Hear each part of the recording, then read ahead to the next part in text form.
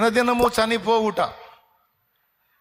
దేనికి చనిపోవుట? చూపులకు చనిపోవుట, తలంపులకు చనిపోవుట, ఆలోచనలకు చనిపోవుట, నడకకు పడకకు చనిపోవుట, చేతలకు తప్పుడు చేష్టలకు చనిపోవుట అనేది మనం చేయాలి.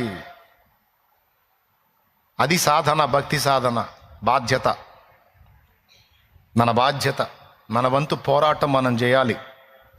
కొన్నిసార్లు దెబ్బలు తగులుతాయి, అయినా మనలో ఆశ జావకూడదు. దేవుడు ఏం చూస్తాడో తెలుసా?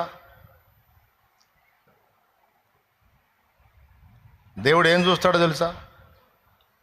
దేవునికి ఇష్టంగా నేను బతకాలి, ఎక్కడ కూడా దేవుడు అభ్యంతరపడే పనులు నేను చేయొద్దు అనే ఆశ వీడికి ఉందా లేదా చూస్తాడు.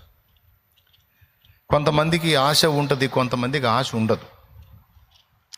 మరొక భాషలో చెప్పాలంటే బైబిల్ భాషలో, ఎక్కలేని ఎత్తైన కొండ ఎక్కించుము నన్ను పరిశుద్ధ కొండ, ఎక్కలేని